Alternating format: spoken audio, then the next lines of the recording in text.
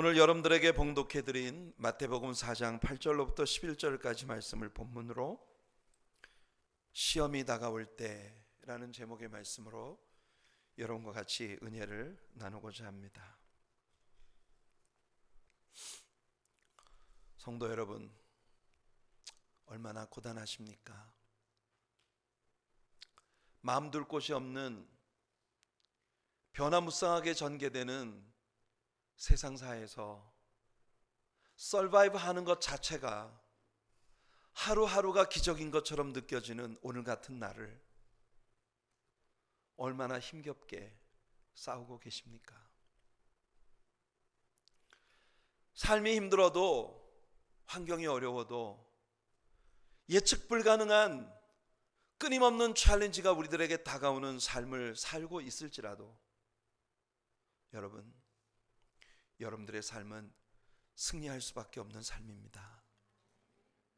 왜냐하면 이미 승리하셨고 그 승리를 우리 것 되게 만들어 주시려는 예수님이 계시기 때문입니다. 그가 우리의 구주이시기 때문입니다.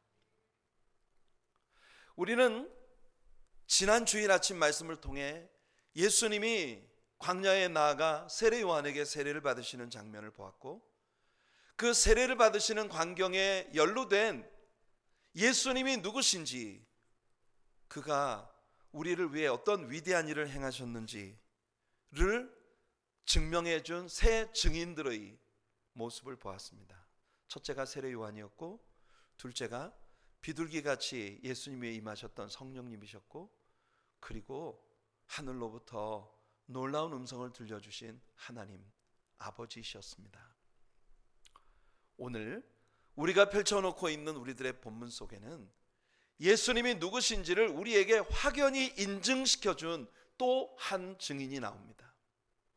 놀랍게도 그 증인은 마귀였어요. 사탄이었어요. 사탄은 예수님께 도전하고 있었습니다. 어찌하든지 예수가 메시아가 아니고 우리들 같은 평범한 한 인간이라는 걸 보여주고 싶었던 그런 마귀가 예수님께 도전을 해왔는데, 도리어 그가 행한 모든 일들이, 그가 예수님께 가져온 시험들이 모두 예수님이 누구신지를 우리에게 확고하게 증거해주는 증인이 되고 만 것입니다. 통쾌하지 않습니까, 여러분? 예수님께서 모든 시험을 이기시고 완벽히 승리하셨습니다. 너희가 세상에서는 환난을 당하나 담대하라, 내가 세상을 이기었노라. 요한복음 16장 33절에 예수님은 그렇게 말씀하실 수 있는 승리의 주님이셨고, 그 승리의 주님이 바로 저와 여러분의 주님이신 것입니다. 우리는 오늘 이 말씀 속에서 먼저 예수님이 시험을 받으셨다는 사실에 주목해 보아야 할 것 같습니다. 예수님이 시험을 받으셨다. 놀랍지 않습니까, 여러분? 시험을 받는 건 마음 복잡하게, 마음 혼란스럽게, 정말 마음 번잡해지는 그런 곤란을 겪는 건 우리 같은 인간들이나 당하는 일일 것 같은데, 놀랍게도 오늘 본문은 예수님도 시험을 받으셨다는 걸 우리에게 얘기해 주고 있어요. 무엇보다도 예수님께서 시험을 받으신 것이 세례를 받으신 직후에 있었던 일이었다는 걸 성경이 우리들에게 보여줍니다. 여러분, 지난주에 우리가 다루었던 세례 요한에게 세례를 받으시던 그 현장에서 무슨 일이 벌어졌습니까? 요한이 예수님을 높였어요. 성령께서 비둘기 같은 형상으로 예수님 위에 임하심으로 그가 불과 성령으로 세례를 주시는 분이라는 걸 선포하셨습니다. 그리고 하나님 자신이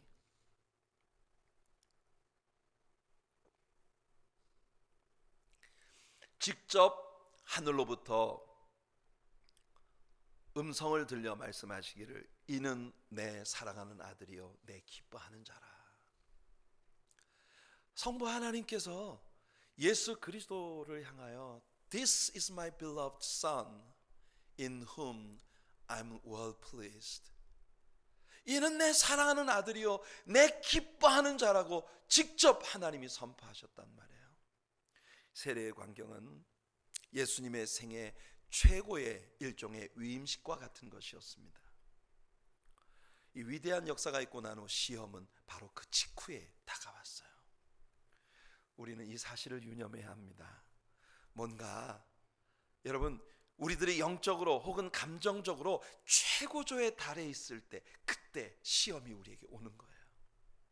물론 사탄은 모든 영역에서 우리를 시험할 수 있지만 특별히 우리가 제일 자신 있다라고 생각하고 교만에 빠지거나 승리감에 도취되어 있을 때 바로 그때 사탄은 우리를 공격해 올 수 있다는 거예요.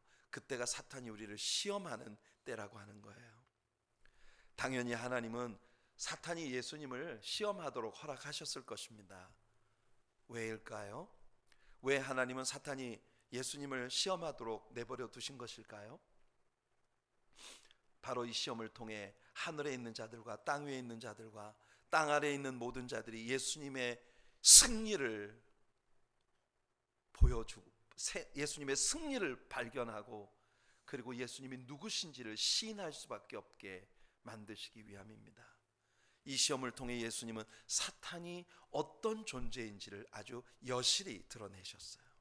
그리고 예수님의 승리를 통해서 그를 믿는 우리들에게 모름지기 시험은 어떻게 이길 수 있는 것인가, 어떻게 시험을 이길 수 있는지 그 방법을 예수님 우리에게 확실하게 가르쳐 주신 겁니다.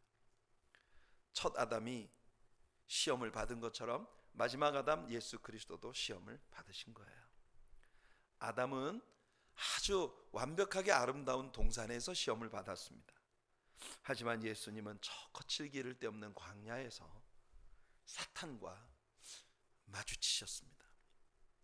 아담은 그가 필요로 하는 모든 것을 넉넉히 가지고 있는 상황에서 사탄에게 시험을 받았습니다. 하지만 마지막 아담 예수 그리스도는 머리둘 것이 없는 그런 이 세상에서 40일 동안을 금식하신 후에 가장 줄이시고 목마른 상태에서 시험을 받으신 겁니다. 하지만 첫째 아담이 그 시험에서 처절하게 패배하여 인류에게 죄와 사망의 인류를 빠뜨린 거기에 반해 마지막 아담 예수 그리스도는 이 시험에서 승리하시고 모든 인생들에게 시험의 승리의 길을 가르쳐 주신 거예요. 더 나아가 예수님은 이어지는 사탄과의 계속되는 싸움에서 승리하시고 결국 십자가 위에서의 마지막 승리로 저와 여러분 그리고 모든 인류에게 구속의 길을 열어주셨습니다. 할렐루야. 무엇보다 예수님의 시험을 주의 깊게 바라볼 때 예수께서 하나님으로서의 전능하심과 능력을 앞세워 이 싸움에서 승리하신 것이 아니라는 걸 우리는 봐야 합니다. 무슨 말이냐면 예수님은 이 시험 가운데에서 사뭇 우리와 똑같은 평범한 인간의 위치에서 사탄을 대적하셨다는 걸 우리가 봐야 하는 거예요. 예수님의 첫 번째 말씀을 보세요. 예수님은 하나님이신 자신을 내세우지 않으시고 사람이 떡으로만 살 것이 아니라 하셨습니다. 그러니까 예수님은 당신 자신을 평범한 한 사람의 자리에 집어넣으시고 이 시험에 직면하신 거예요.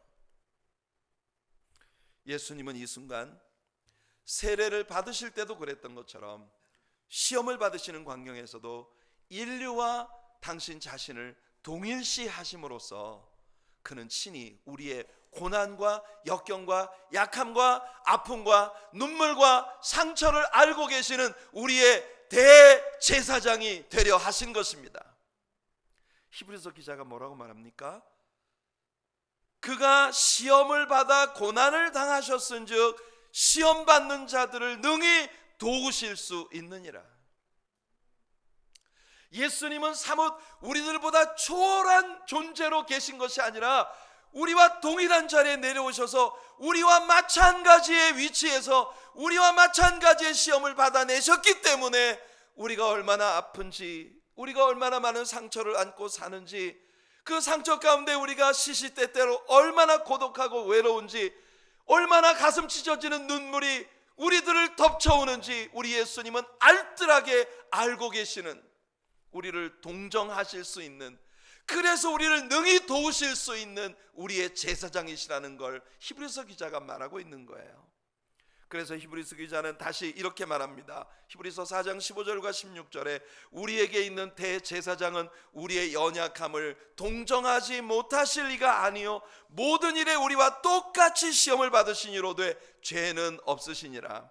그러므로 우리는 긍휼하심을 받고 때를 따라 돕는 은혜를 얻기 위하여 은혜의 보좌 앞에 담대히 나아갈 것이니라. 이해가 되십니까 여러분? 여러분이 시험을 이기는 길은 하나뿐입니다. 여러분들에게 시시때때로 덮쳐오는 여러 가지 종류의 고난과 역경과 눈물과 아픔과 상처와 모든 시험을 이기는 길은 먼저 앞서서 시험에 승리하시고 우리에게 길을 열어주신 우리의 대제사장 예수 그리스도를 똑바로 바라보고 그를 따라가는 것이에요. 예수님은 우리 앞에서 하나님으로서의 권세를 시범 보이고 계신 중이 아닙니다 여러분. 예수님은 우리가 아무리 애써도 오르지 못할 높은 차원에 계신, 우리가 절대 도달할 수 없는 차원에 계신 하나님으로서의 모습을 우리에게 프레이드를 펼치고 계신 게 아닙니다. 그의 권세의 시범을 보이고 계신 게 아니에요. 예수님이 이 시험을 이기기 위해 사용하신 무기는 우리들 중에 누구라도 사용할 수 있도록 우리에게 이미 선물로 주어진 것들이었습니다. 믿습니까 여러분? 예수님이 사용하신 무기는 예수님만 쓰실 수 있었던 무기가 아니에요. 우리들 누구라도 사용할 수 있도록 우리에게 이미 선물로 주어진 무기들이에요. 뭡니까? 첫째, 예수님이 성령께 이끌려 광야로 가셨다고 했지 않습니까? 예수님이 시험을 이기신 첫 번째 도구는 성령의 능력입니다. 성령의 능력은 저와 여러분들 모두에게 주어진 하나님의 선물이에요. 할렐루야. 우리도 이 성령의 능력을 사용할 수 있는 거예요. 요한복음 14장에서 예수님은 내가 하던 일을 이제부터는 너희가 하게 될 것이고 그보다 큰 것도 해야 할 것이라고 하십니다. 제자들이 황당했을 거예요. 아니 예수님, 우리가 뭐라고 예수님이 하신 일을 하며 심지어 그보다 큰 것도 한단 말입니까? 이어서 예수님이 주신 약속이 뭐예요? 이제 너희가 내 이름으로 아버지께 구해라. 그러면 내가 시행할 것인데 뭡니까? 너희가 아버지께 내 이름으로 구하면 아버지께서 너희들을 위하여 보혜사 성령을 보내어 주실 것이라는 겁니다. 성령의 능력을 예수님이 약속하셨어요. 그래서 너희는 위로부터 능력을 입힘 받기 전에는 예루살렘을 떠나지 말라고 하신 겁니다. 우리에겐 성령의 능력이 있습니다. 또한 예수님이 사용하신 무기가 뭡니까? 하나님의 말씀이에요. 우리가 가지고 있는 이 성경 가운데 신명기의 말씀을 예수님이 사용하셔서 이 시험을 이기신 거예요. 성경은 우리들에게도 있지 않습니까? 바로 우리들 모두에게 주어진 성경 말씀 속에서 예수님은 무기를 찾으신 거예요. 그 말씀들을 우리도 갖고 있으니 성도 여러분, 하나님의 말씀을 아는 지식이 여러분들에게 풍성하고 넉넉해지도록 하나님의 말씀 앞으로 날마다 깊이 나아가는 여러분들 되기를 축복합니다. 예수님이 그러셨던 것처럼 어느 때라도 필요한 말씀을 뽑아 쓸 수 있는, 여러분들의 무기로 사용할 수 있는 그런 훈련된 성도님들이 되기를 축복합니다. 예수님의 시험은 결국 사탄이 어떤 존재인가, 어떤 종류의 시험들을 우리에게 가져오는가, 그리고 그 시험들을 어떻게 이길 수 있는가를 우리에게 보여주신 너무나 아름다운 그림입니다. 이 시험들은 우리에게 사탄이 어떤 종류의 시험들을 가져오는지를 보여주었어요. 그리고 그 시험들을 이기는 비결이 무엇인지를 우리에게 보여주는데, 쉽게 말해서 예수님은요, 육적인 영역에서, 영적인 영역에서, 그리고 삶의 목적, 그에게 주어진 하나님께로부터 보여드려진 사명의 영역에서 시험을 받으셨습니다. 우리들도 동일하게 육적인 영역에서, 영적인 영역에서, 그리고 우리의 삶의 목적과 기대, 우리의 삶의 사명의 영역에서 사탄으로부터 우리들 시험을 받는 거예요. 우리에게 다가오는 다양한 종류의 시험들이 있지만 여러분 자세히 살펴보면 이 세 가지 카테고리 중에 하나입니다. 먼저 사탄은 육적인 면에서 예수님을 시험했어요. 예수님은 지금 40일 동안 금식하셨기 때문에 매우 줄인 상태였습니다. 우리가 배고픔을 갖고 있다거나 먹는 양식을 위해 우리가 일을 해야 한다는 것이 절대 잘못된 것은 아닙니다. 배고픔이란 하나님께서 우리 신체를 디자인하실 때 아주 신비롭게 주신 신체의 디자인 중에 한 부분이에요. 여러분, 배고픔이 있기 때문에 우리가 건강을 유지할 수 있는 것입니다. 우리 몸의 모든 세포들은 각각 일정량의 비타민과 미네랄, 이런 영양분을 필요로 하고 있습니다. 배고픔은 우리들에게 이것들을 갈망하게 함으로써 우리의 몸이 건강하게 유지시켜주는 하나님의 시스템이었어요. 신비한 체계입니다. 에덴 동산에서 사단이 하와에게 주었던 시험은 그녀가 선악과를 볼 때 먹음직스러웠다는 것으로 나타났습니다. 그리고 요한일서 2장 16절에서 요한이 세상으로부터 사람들에게 오는 모든 시험들을 세 가지 카테고리로 정리하고 있는데요, 그 중에 육신의 정욕이에요. Lust of flesh, 이 육신의 정욕의 분야의 시험을 예수님에게 가져온 거예요. 예수님의 시험은 예수님도 우리 모든 인생들이 받는 그 시험을 받으셨다는 걸 우리에게 보여줍니다. 사실 이것이 모든 시험의 중심부에 있어요. 언제나 우리의 문제는 내가 육체의 소욕을 따라갈 것인가 아니면 영의 소욕을 따라갈 것인가 하는 결정에 있습니다. 육체의 소욕을 향한 갈망이 영적인 갈망함보다 앞서게 되고 그것이 우리들의 행동을 지배하게 될 때 우리는 죄 가운데 빠지는 거예요. 그래서 바울은 갈라디아 교인들에게 인간의 이 두 가지 속성이 우리의 내면에서 늘 더불어 싸운다고 말하고 있는 겁니다. 갈라디아 5장 16절과 17절 말씀을 한번 같이 읽어볼까요? 네, 한번 같이 읽어보겠습니다. 내가 이르노니 너희는 성령을 따라 행하라. 그리하면 육체의 욕심을 이루지 아니하리라. 육체의 소욕은 성령을 거스르고 성령은 육체를 거스르나니 이 둘이 서로 대적함으로 너희가 원하는 것을 하지 못하게 하려 함이니라. 언제나 사람이 시험에 빠지는 것은 자기 본성의 육적인 면에 굴복하기 때문입니다. 육체의 다스림을 받을 것인가 아니면 영의 다스림을 받을 것인가, 육체의 소욕이 나의 영을 지배하게 할 것인가 아니면 나의 영이 육체의 소욕을 지배하게 할 것인가, 이것이 중요한 결정이에요. 예수님 받으신 첫 번째 시험은 육체의 소욕을 채우기 위해 영적인 능력을 사용하도록 하는 미혹이었습니다. 물론 우리 예수님이 돌을 가지고 떡을 만드시는 건 일도 아니었을 거예요. 그야말로 미국 사람들 말로 piece of cake이죠. 여러분, 돌을 가지고 아브라함의 자손도 만들 수 있다고 하신 분이 돌을 가지고 떡을 만드는 것이야 일이겠습니까? 하지만 예수님은 자신의 그 영적인 능력을 오직 하나님의 뜻을 성취하는 일에만 사용하려 하신 거예요. 사탄이 육체의 분야에서 우리를 시험할 때 항상 사용하는 클래시컬한 무기가 있습니다. 그거 뭔지 아세요? 바로 우리들의 마음 안에서 나를 향하신 하나님의 사랑을 의심하게 만드는 일이에요. 사람이 시험에 넘어지는 이유는 뭐냐? 나를 하나님이 얼마나 사랑하시는지를 잊기 때문이에요. 오늘 주경배 찬양대가 십자가 위에 우리를 위해서 모든 것을 내어주신 예수님을 통한 아버지의 사랑을 노래해 주었습니다. 하나님 그 크신 사랑을 측량할 수 없다고, 그 크신 사랑 앞에 우리는 오직 찬양할 수밖에 없다고, 오늘 주경배 찬양대가 그 노래를 부를 때 눈을 감아도 눈앞에 보이는 하나님의 사랑, 귀를 막아도 그것을 뚫고 내 심장 속에 들려오는 우리를 향하신 주님의 사랑의 음성, 벅차게 우리에게 부어주시는 하나님의 사랑에 우리가 젖어 있다면 우린 절대 넘어지지 않을 겁니다. 그런데 우리가 넘어지는 이유는 하나님이 나를 얼마나 사랑해 주셨는지 그걸 잊어버리기 때문이에요. 그걸 잊어버리니까 딴 생각이 들어오는 거예요. 사탄의 예수님을 향한 제안을 들어보세요. 내가 하나님의 아들이거든. 이 구절을 대부분의 영어 성경들은 If you are the son of God 이렇게 번역을 하고 있습니다. If you are the son of God. If라고 하는 접속사는 가정문을 이끌어오는 가정 접속사예요.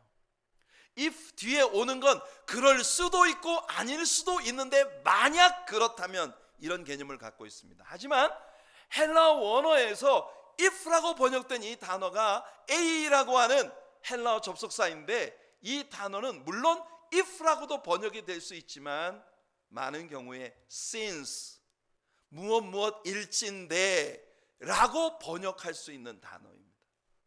여기 굉장히 중요한 것이 있어요. 내가 하나님의 아들이거든 이라고 말하는 건 사탄이 네가 하나님의 아들이라는 거나 인정하지 않겠지만 혹시 그렇다면 이렇게 말하고 있는 게 아니에요. I know that you are the son of God. 나는 네가 하나님의 아들인 거 알고 있어. Since you are the son of God. 네가 하나님의 아들인데, 하나님의 아들 맞잖아. 네가 하나님의 아들인데 이렇게 인정하고 들어오는 거예요. 문제는 뭔지 아십니까? 사탄의 의도는 예수님을 향한 하나님의 사랑을 의심하게 하려는 거예요. 방금 전 세례 현장에서 예수님은 이는 내 사랑하는 아들이요 내 기뻐하는 자라는 하나님의 음성을 들으셨습니다. 그러나 사탄은 속삭이고 있습니다. 그래, 네가 하나님의 아들이라는 거 알아. 그런데 하나님이 정말 널 사랑한다면 왜 너에게 이런 고생을 시키는 거야? 왜 광야로 너를 내몰아? 왜 너에게 십자가의 그 끔찍한 길을 가라고 하는 거야? 그래도 하나님이 너를 사랑한다고 말할 수 있어. 너 하나님의 아들이잖아. 사실 이 시험은 에덴 동산에서 이브에게 사탄이 주었던 것과 동일한 부류의 시험입니다. 사탄은 이브에게 그렇게 챌린지하고 있는 거예요. 웃기지 마. 하나님이 너를 사랑하신다고? 누가 그래? 하나님이 너를 사랑하신다면 아니 왜 선악과를 먹지 말라고 해? 선악과를 먹지 말라는 건 뭔지 알아? 너희가 저거 먹으면 하나님과 동일하게 되기 때문에 끝까지 너희를 낮은 수준에 깔아뭉개기 위해서 하나님은 너희들에게 그걸 금지시키고 있는 거야. 여러분, 사탄의 시험은 하와의 마음 안에 하나님의 그들을 향한 사랑을 의심하게 하는데 성공한 거예요. 그렇게 함으로써 하와는 그들에게 주어진 놀라운 영적 특권을 육신을 채우는 것과 맞바꾸게 된 겁니다. 이 시험에서 예수님의 무기는 무엇이었나요? 하나님의 말씀이었습니다. 신명기 8장 3절의 말씀을 예수님이 인용하셨어요. 너를 낮추시며 너를 줄이게 하시며 또 너도 알지 못하며 내 조상들도 알지 못하던 만나를 내게 먹이신 것은 사람이 떡으로만 사는 것이 아니요 여호와의 입에서 나오는 모든 말씀으로 사는 줄을 내게 알게 하려 하심이니라. 예수님이 말씀을 인용하셨습니다. 육적인 양식을 취하는 일보다 더 중요한 건 하나님의 말씀으로 우리 영혼을 먹이고 우리의 영혼이 하나님 말씀을 먹음으로 말미암아 그 말씀에 순복하는 삶의 열매들이 우리의 육체를 도리어 채우게 되는 이런 삶이 시험에 승리하는 삶입니다. 예수님도 하나님의 뜻에 순종하는 것과 그 열매를 보는 기쁨을 말입니다. 육체의 일정한 양식을 먹는 것과 동일한 일로 여기셨어요. 요한복음 4장에 보면 수가성 우물가에 예수님이 사마리아 여자를 만나 그녀에게 구원을 베푸십니다. 그리고 그녀가 너무나 기쁜 나머지 우물가의 물동이를 버려두고 마을로 쫓아내려가 그녀가 알고 있었던 남자들을 찾아다니며 내가 메시아를 만났다 와 보라 하면서 예수 그리스도를 그들에게 소개하기 시작했어요. 때마침 제자들이 먹을 것을 사가지고 예수님께 왔습니다. 사실은 제자들이 먹을 것을 사러 간 것은 예수님의 행로에 피곤하시고 배가 고프셔서 예수님이 우물가에 기대에 앉아 계시니까 제자들이 마을에 들어가서 먹을 걸 좀 사오겠습니다 하고 떠났던 상황이거든요. 그 제자들이 먹을 걸 가지고 예수님께 돌아와 잡수시기를 청하는데 여러분, 예수님께서는 제자들에게 말씀하셨습니다. 나에게는 너희들이 알지 못하는 양식이 있다. 그 양식이 뭡니까? 나를 보내신 이의 뜻을 행하는 것이 나의 양식이니라. 여러분들도 하나님을 기쁘시게 하는 것이 배가 부른 성도님들 되시길 축복합니다. 하나님의 뜻을 행하는 것이 배가 부른 일이 되기를 바랍니다. 우리의 삶은 하나님 말씀에 의해 명령되어지고 또한 인도되어져야 합니다. 그럴 때 그 말씀이 나의 본성의 영적인 면을 양육하고 그 성장된 영이 육적인 면을 순종의 열매로 채워나가게 만드는 이상적인 신자의 삶, 이것이 우리들의 것이 되기를 축복합니다. 자, 첫 번째 시험에서 실패한 사탄이 두 번째 시험을 가져오는데요, 두 번째 시험은 좀 더 미묘한 시험이었습니다. 이것은 사탄이 예수님을 영적인 영역에서 시험하는 거예요. 사탄이 예수님을 성전 꼭대기로 데려가서 말합니다. 내가 하나님의 아들이거든 뛰어내려라. 기록되었을 때 저가 너를 위하여 사자들을 명하시리니 그들이 손으로 너를 받들어 발이 돌에 부딪히지 않게 하리로다. 첫 번째 시험에서 예수님이 말씀을 무기로 사용하시자 이번에는 사탄도 하나님의 말씀을 들고 나옵니다. 이거 조심하셔야 합니다, 여러분. 이 성전 꼭대기는 기드론 골짜기로부터 500피트나 되는 높은 위치에 있어요. 여기서 사탄은 시편 91편 11절과 12절을 인용한 겁니다. 하나님은 자녀들을 그 손으로 보호해 주시마 약속하셨어요. 사탄은 예수님께 내 아버지가 정말 너를 보호해 주는지 한번 뛰어내려 봐라 라고 주문하고 있는 거예요. 너 자신을 위태롭게 만든 후에 천사들이 너를 지키게 해보라. 너 하나님의 아들이잖아. 너 하나님의 아들 맞잖아. 그러니까 네가 여기서 뛰어내리면 얼마나 멋진 장면이 연출되겠어. 먼지가 푹 저 500피트 아래 키드론 밸리 바닥에 푹 떨어졌을 때 먼지가 푹 난데 사람들이 오, 사람이 떨어져서 웬일이야 우르르 몰려왔을 때 헐크처럼 말이에요, 푹 먼지를 털고 일어나가지고 와! 모든 사람들의 인기를 일거에 자신에게로 모을 수 있는 기적 아니겠어요? 이런 방법을 통해 사람들을 매료시켜야지. 구질구질하게 십자가가 뭐야? 십자가가 하나님의 아들이면서 네가 하나님의 아들인데 왜 굳이 그렇게 그 끔찍하고 잔인한 십자가의 길을 가야 한단 말이야. 세상에는 이런 사탄의 속임수에 속아 넘어간 많은 사람들이 있습니다. 정치가들, 상업가들, 특별히 목회자들 중에도, 교회의 리더십들 중에도 이런 속임수에 넘어간 많은 사람들이 있습니다. 하나님의 정도, 주께서 주신 진리의 말씀을 공부하고 묵상하고 하나님의 말씀의 진리 위에 견고하게 서는 그런 길보다 사람들의 감성을 자극하는 다양한 종류의 프로그램들이 앞서는 그런 미니스트리를 사탄은 교회 안에 심으려고 하는 거예요. 그래서 성도들로 하여금 하나님 말씀을 배우려 하지를 않고 오직 감동을 주는 프로그램 위주의 그런 예배, 그런 시스템의 신앙생활을 추구하게 만드는 것이 오늘 현대교회를 향한 사탄의 공격인 거예요. 엄청난 영적인 챌린지를 오늘 현대교회가 받고 있는 것입니다. 어떤 기발하고 자극적이고 극적이고 드라마틱한 일로 사람들을 모으는 일이에요. 특별히 이것이 하나님의 말씀의 한 부분에 기인하고 있다는데 사안의 중요성이 있는 거예요. 이런 길을 가고자 하면 굉장히 성장이 더딥니다. 사람들의 인기를 한꺼번에 확 잡아 끌 수 있는 그런 매력은 없어요. 저는 우리 하나님의 사랑교회 안에 있는 모든 성도님들이 비록 좀 더딜지라도 하나님의 견고한 진리의 말씀에 뿌리를 내리고 성령의 능력으로 자라 한 분 한 분이 천국 백성으로서의 확고한 변화를 보일 수 있는 그런 날을 기대합니다. 사모합니다. 저는 우리 교회가 그런 방식으로 성장하는 교회가 되기를 축복합니다. 우리는 하나님 말씀의 전체적인 의미를 제대로 알고 믿어야 하거든요. 컨텍스트를 이해하지 못하고 성경의 한 구절을 단편적으로 끌어내어 감정적인 부분으로 해석을 하는 인간의 지혜를 의지하는 것, 이것이 바울 사도가 경고하고 있는 이 일에 대해 바울은 아주 중요한 말을 합니다. 고린도전서 2장 13절을 보시면요, 우리가 이것을 말하거니와 사람의 지혜가 가르친 말로 아니하고 오직 성령께서 가르치신 것으로 하니 영적인 일은 영적인 것으로 분별하느니라.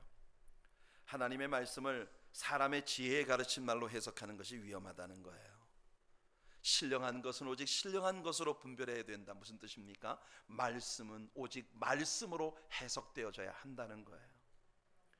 예컨대 사탄이 인용했던 시편 91편은 내 모든 길에서 너를 지키게 하신다고 했습니다. 그 모든 길에 우리가 하나님을 시험하는 일까지 포함된 건 아닌 거예요. 예수님은 말씀으로 이 말씀을 해석해 내셨습니다. 마태복음 4장 7절을 보니 예수께서 이르시되 또 기록되었으되 주 너의 하나님을 시험하지 말라 하였느니라. 여기 또 기록되었으되 라고 말씀하고 있는 말씀을 보세요. 내 모든 길에서 하나님이 너를 보호하신다는 사탄이 그 말씀을 인용하자 그것도 하나님의 말씀이지만 다른 곳에는 또 이렇게 기록되어 있네 라고 예수님 말씀하시는 겁니다. 또 기록되었으되 주 너의 하나님을 시험치 말라.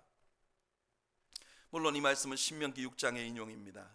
너희가 마사에서 시험한 것 같이 너희 하나님 여호와를 시험하지 말라고.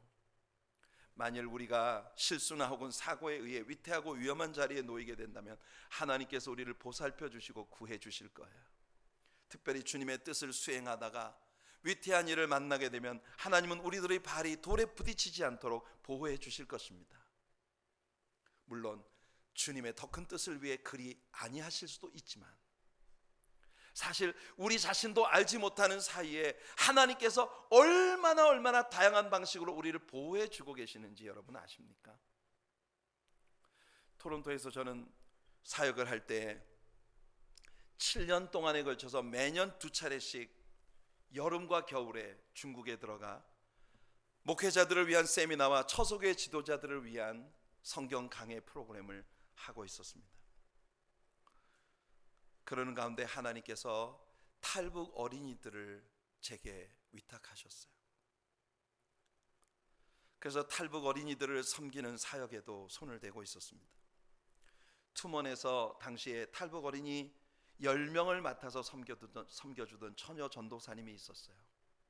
그 전도사님의 사역을 통째로 제가 위임을 받아서 그 전도사님을 계속해서 물질로 지원을 하면서 이 전도사님이 탈북자 어린 아이들을 섬기게 하되 그 아이들에게 전부 중국 한족의 신분을 확보하게 해주고 중국 사람들의 학교에 이 아이들을 보내서 컴퓨터, 영어, 특별 과외를 시키고 정말 그 북한에서 너무너무 불쌍한 그 아이들 외우는 걸 얼마나 잘 외우는지 몰라요. 북한에서 맨날 외우는 거 훈련 받아가지고 위대하신 어버이 수성께서 외우던 그 머리로 성경을 외우니까 성경 암송을요 정말 무섭게 합니다. 그런데 제가 매년 2차례씩 한국에 들어가서 하나님께서 기회를 주시는 대로 부흥회를 인도를 하고 그 교회들로부터 재정적 지원을 받아 중국에 들어가서 그걸 탁 쏟아붓고 오는 거예요. 제가 중국에 사역을 했던 건 그 투몬에 있었던 여전도사님, 제가 이름은 말하지 않겠습니다. 그리고 또 심양에 본부를 두고 있었던 한 전도사님, 그분은요 저희가 전도를 해서 예수를 믿게 하고 그분을 물질적으로 지원을 해서 신학 공부를 시켜서 목사를 만든 분이에요. 그때 당시 전도사님이었는데 지금은 한족 목회를 하고 있는 아주 훌륭한 목사님이 됐어요. 여러분, 어느 해에 제가 중국에 들어가 사역을 했는데 예정했던 것보다 사역이 일찍 끝났어요. 한 2-3일 더 이상 일찍 끝났어요. 그래서 사역이 끝나고 심양에 내려와서 마침 투몬에서 사역하고 있는 그 전도사님, 제가 투몬을 먼저 방문을 했다가 심양으로 같이 데리고 내려와서 거기서 제가 이 전도사님들을 한 이틀 동안 좋은 음식으로 섬기고 굉장히 그 가족들과 함께 좋은 시간들을 보내고, 근데 아무래도 제가 시간이 일찍 끝났기 때문에 한국으로 일찍 비행기표를 바꿔서 돌아가야 되겠다는 생각이 드는 거예요. 그래서 예정했던 것보다 하루를 당겨서 비행기표를 바꾸어서 그 전날에 제가 한국으로 돌아갔습니다. 투몬에서 내려온 그 전도사님도 나를 배웅하고 전도사님 집에서 하룻밤을 더 자고 가려고 하다가 목사님도 가시는데 나 혼자 여기 있으면 뭐해? 그래가지고 자기도 그냥 짐 챙겨갖고 나와서 저를 배웅해주고 기차역으로 가서 기차를 타고 투몬으로 올라간 거예요. 그런데 전도사님이 우리를 다 배웅해주고 집에를 딱 들어서는 순간 공안이 들이닥친 겁니다. 나중에 하얼빈에서 늘 제가 섬기던 교회에 문제가 생겼을 때 공안당국과 흑룡강성 종교청 대표와 그 하얼빈에 있는 그 교회의 지도자들이 함께 만나서 미팅을 하는 시간이 있었는데 그때 공안당국이 제 이야기를 했다는 걸 나중에 전해 들었어요. 우리들의 모든 인포메이션과 우리들의 사역을 다 알고 있었습니다. 그때 당시에는 북한의 꽃제비들이 무수히 두만강을 건너서 중국으로 탈출을 하던 시대였고 중국 당국이 골머리를 앓고 있었던 때여서 탈북 어린이들과 연계를 가지고 있는 사람들에 대해 아주 혹독하게 다루고 있었던 때였습니다. 그냥 아무것도 몰랐어요. 일찍 끝나는 바람에 하루 일찍 돌아왔는데 만일 제가 예정대로 그 다음날 떠나려고 했다면 저는 공안당국에 끌려가서 고문을 받고 감옥에 갇히고 떠들썩한 일이 벌어졌을 수 있었더라고요. 물론 사역을 감당하면서 그런 일을 실질적으로 당한 많은 이들이 있습니다. 하나님이 그분들을 지켜주지 않았다는 뜻은 아니에요.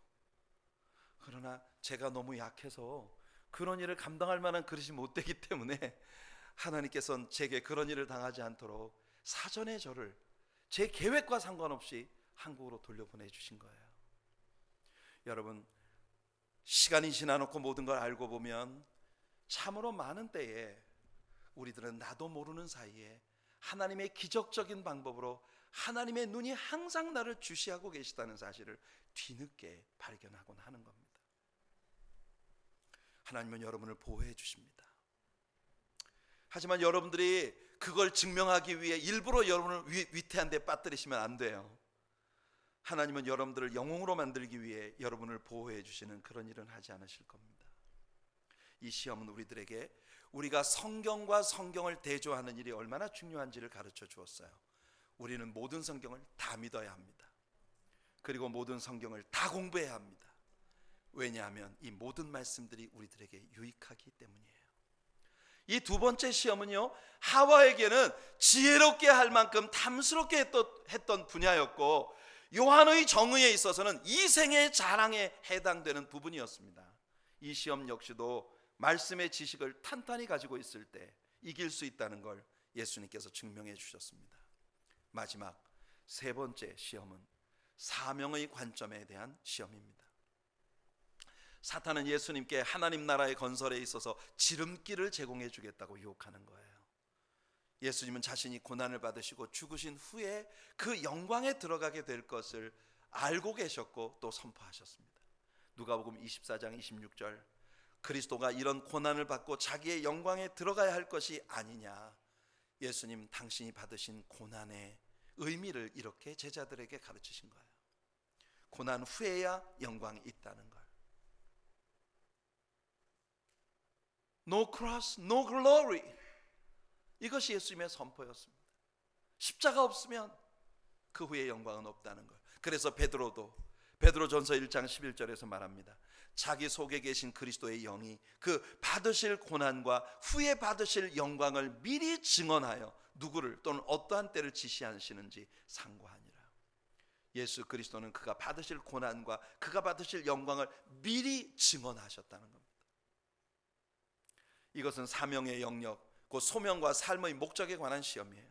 사탄은 예수님이 자기에게 엎드려 한 번만 경배한다면 천하만국의 모든 영광을 다 내게 주겠다 했습니다. 우리는 여기서 다시 한번 예수님이 하나님의 아들이심에 대해 사탄이 도전한 적이 없고 그와 마찬가지로 사탄이 세상의 주인이라는 사실에 대해 예수님이 도전하지 않으셨다는 사실을 주목하게 됩니다. 세상의 임금은 사탄이에요. 왜냐하면 아담이 이 모든 세상을 그에게 팔았기 때문입니다. 사탄은 천하만국의 모든 영광을 예수님께 오퍼할 수 있었습니다. 하지만 예수님은 자신이 이 세상을 사탄의 지배 아래에서 구속하여 다시금 하나님의 소유가 되게 하기 위해 보냄을 받으셨음을 알고 계셨고, 마침내 멸시와 배반과 모욕을 당하시겠지만, 매맞고 십자가에 달리시겠지만, 그는 자신에게 주어진 이 사명의 길을 가기로 결단하신 겁니다. 사탄은 십자가의 길이 아니라 지름길, 쉬운 길, 나하고 타협만 하자 쉽게 가게 해줄게 라고 말하고 있지만, 세상을 구속하는데 하나님의 소원을 이루기 위해 꼭 십자가를 져야 하는 것만은 아니라고 말하고 있지만, 예수님의 제자들에게 자신이 십자가에 못 박히셨다가 사흘 만에 다시 살아날 걸 말씀하시자 베드로가 당장 막아섰습니다. 주여 그리 마옵소서, 이 일이 결코 주에게 미치지 아니하리이다. 사탄은 본래 언제나 쉬운 길을 제시하는 자죠. 예수님은 베드로를 바라보시고 사탄아 내 뒤로 물러가라 하셨습니다. 사탄은 언제나 지름길, 쉬운 길을 우리에게 제시합니다. 내게 한 번만 경배하면 내가 모든 걸 주겠다. 사탄은 본래 경배를 받고 싶어 미치는 존재입니다. 그래서 하나님의 자리에 올라가 하나님과 비기며 세상 모든 영광을 자기가 독차지해 보려고 하다가 결국 하나님께 쫓겨나 이 땅에 찍혀버렸다고 이사야 14장에서 이사야가 말합니다. 사탄은 자신에게 경배하고 자신에게 구하면 세상의 모든 영광을 주겠다고 제안합니다. 하지만 우리 하나님은요, 다른 방식으로 세상이 모두 예수님 것이 될 것이라고 선포하셨어요. 시편 2편 8절입니다. 내게 구하라, 내가 이방 나라를 내 유업으로 주리니 내 소유가 땅끝까지 이르리로다. 예수님은 다시금 신명기 6장 13절의 말씀으로 사탄을 대적하십니다. 내 하나님 여호와를 경외하며 그를 섬기며 그의 이름으로 맹세할 것이니라. 사탄은요 오직 경배만 언급했지만 예수님은 진정한 경배에는 섬김이 따르게 된다는 걸 말씀하고 계신 겁니다. 하나님의 나라는 십자가 없이 이룰 수 있는 쉬운 왕국이 아닙니다. 하나님의 영광을 함께 나누려면 또한 고난에도 함께 동참해야 할 것입니다. 이번 시험은 하와의 경우에 있어서는 보암직한 영광이었고, 요한의 정의에 있어서는 안목의 정욕이었어요. 눈에 보이는 모든 세상 영광을 사탄과 타협하여 얻으려고 하는 시험.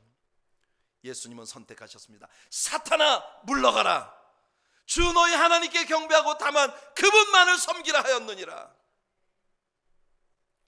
대적하시는 누구를 대적해야 할 것인가를 예수님이 선택하신 겁니다.